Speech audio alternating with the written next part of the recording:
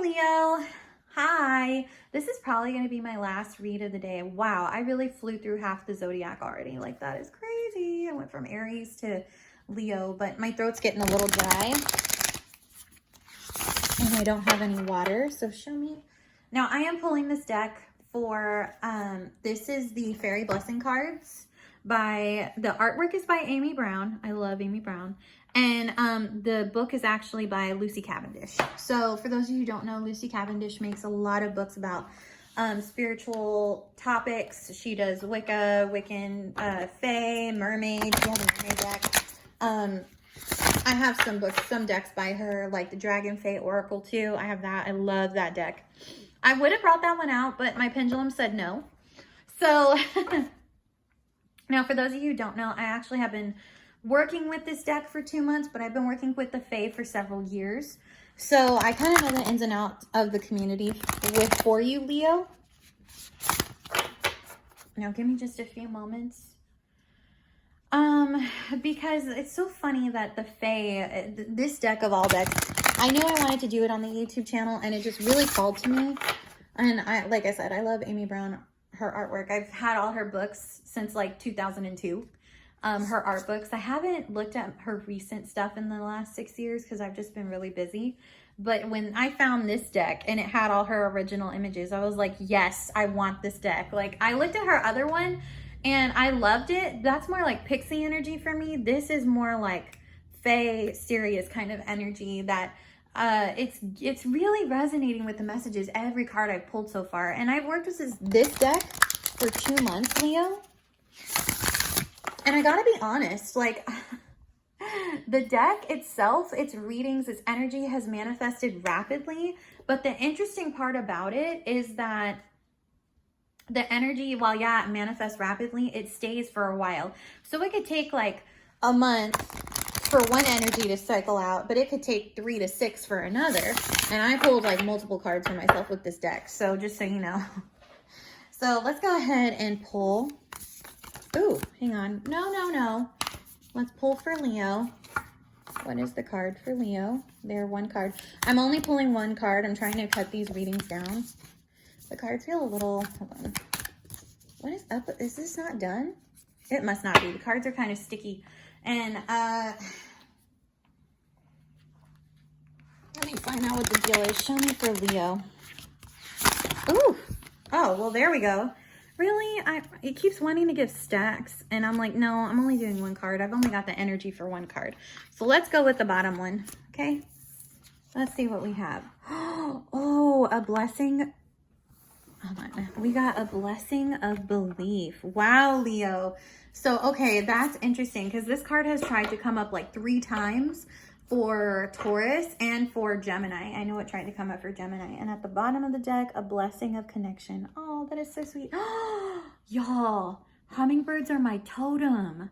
That exact one is my totem. Oh, wow. This is really interesting. Like, oh, that was a message, definitely. Okay, I'm going to read from the book because I actually have pulled this card, but I didn't work with it like the ones that I'm working with now. I just kind of pulled to see where I was at, okay?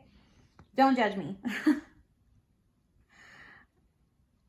But this is a blessing of, let's see, of belief.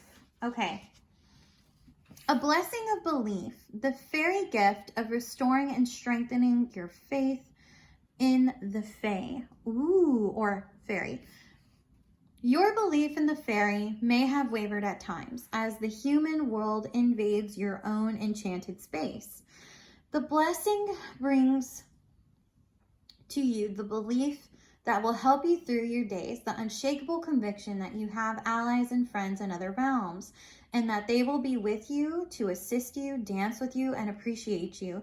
The gift of belief restores to you a lost piece of the soul of when we lose our belief. A part of ourselves can fade and dim, becoming quite sorrowful, lessening the brightness of our days. Leo, what is going on with you? So with this gift is returned to you the belief, a sense that you and the fairies are intertwined, one with the other, and your soul grows and becomes ripe again with the belief. let there be sureness in you and a quiet and loving conviction that there are indeed fairies, that you are a part of that world, and that the natural world is the holiest place we have been given. Despair shall lift, doubt will vanish, and you will be returned to faith that will brighten this day and every day to come.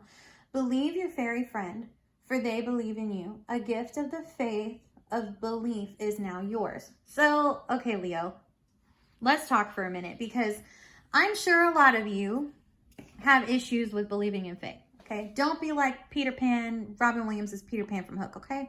We don't need that in this here. If you're going to be like that, click off this channel, because I am not for you.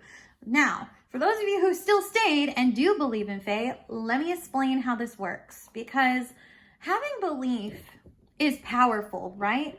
Because it helps us to manifest. But belief in the fae is different, because the fae have always been around. They've been around for as long as the earth has been around, even before we came around in our human existence, okay? And the only reason they are not seen, and believe me, when you start working with them, they're going to make their presence known. The reason they're hidden is because, you know, we're kind of tough on them. And honestly, they can be really tough on us. And that doesn't do well for our world, for the planet that we are supposed to share. So how do we connect with the Fae without, you know, invoking their wrath or, you know, pissing them off or upsetting them or things like that? So first things first, if you are interested in working with fairies, I have been telling every sign to connect with the goddess Freya. She's a Viking goddess, but she is the goddess of over all things fairy related, fairy realm, even the queens. The queens have to answer to her. Now, why is that important? Because there are many fae queens and fae kings, and they all have to answer to her because she is their domain. She is also over shamanism, or Viking shamanic witchcraft, aka satyr. So for people who don't know that, there are two different ways of working with her. There is shamanism through the natural world in the Viking way, or shamanism in general. You don't have to just be shaman in forms of Viking. You can also work with the goddess Freya through the Fae. This is more easier and more accessible. And also the Fae really want you to work this path versus shamanism. Doesn't mean it's a bad thing. It would take a little bit longer time for you to get dedicated into satyr, and satyr is usually only practiced by females. So for you males who want to work with Fae energy, this is going to be a much better option than satyr. Now, with the Fae, I'm working with goddess Freya, since she is over all things fairy, and you're like, hey, I'm not sure how to work with them. I always tell people to have a chat with the deities. I don't use the word prayer. I use the word chat in terms of prayer. And so when I say have a chat with the goddess Freya, you'll have a chat with her about how exactly you would like the Fae to help you, one, and work with you, and if they are aligned in your energy. You know, if they're aligned in their beliefs and how they handle things. Because sometimes how we handle things in our spiritual path versus another deity or being or spirit sometimes is not the same. A great example of this that I can tell you is one time I had a spirit come visit me for like a whole month, bothering me about voodoo, and I didn't want to do voodoo. You know, like I was like, that's not my path, but I still, you know, was like, fine, after like a whole month of it hounding me, fine, I'll get a book on you, Jesus, you know, like it was like that because they were hounding me. And it was enlightening on what I learned, but I still was like, yeah, this isn't my path, you know? And then at that point, that spirit just kind of left and let go because it understood that at that moment in time, it just wasn't part of my path, and it might never be, right? But it was nice to read on the research of it, you know? So that was something that I had to discuss with my guides and deities too, you know? And so with this card in particular, if you want to bring in the Fae, it isn't just about like, oh yeah, the Fae are around. No. This is about working with them, because working with them is also reciprocity and working with planet Gaia, okay? So how do we do that? Well, there's a couple of ways. One, you could create a fairy garden. A fairy garden is the easiest way to bring in the fae and keep them out of your house. They have a designated space in the garden. I usually recommend that to people. And it's a place where they can come chill, but they're welcomed on your land. There's also, but of course, you got to make sure they're welcomed in your land because they're the right energy. See what I'm saying? It doesn't just let any fae being in. You know, sometimes it can if you don't program it that way, but if you program it that way, you can. So there's that too. Or another example is one time I had a neighbor who, I lived on the 4th floor and I was having really bad nightmares and I didn't know why. After I had cleansed my house and my home, I had just moved in. The next day, I was like, okay guys, I need to be revealed what is causing these nightmares. Sure enough, I go outside and guess what's on the 4th floor patio next to mine? A statue of a gnome. Now, why is that important? Because a gnome is on the 4th floor and not connected to the earth realm. It is in the air. Gnomes are fae beings that are connected to the earth. They don't like being in the air. Why in the hell did my neighbor have a...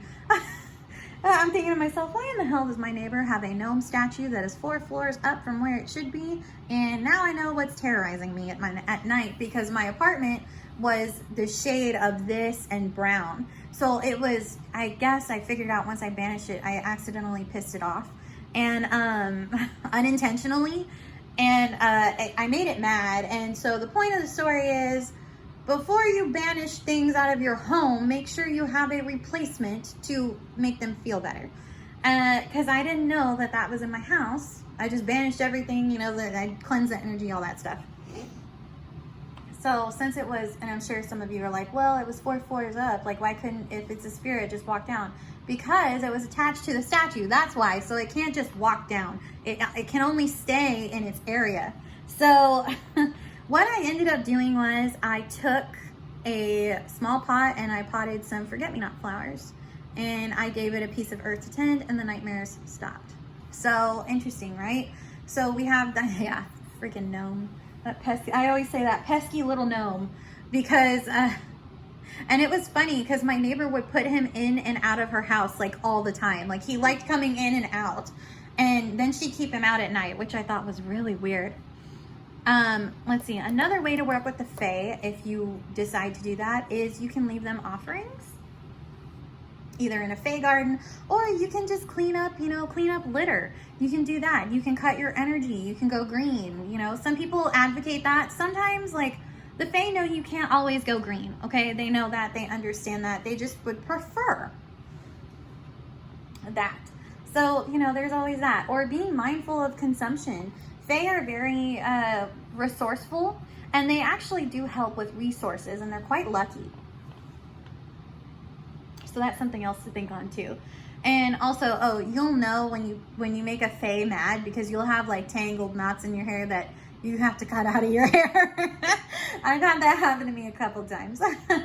Or like they'll get it like really, really knotted and you're like, seriously, I had this in a braid. Like, how is this possible? You know, like, yeah, it'll happen.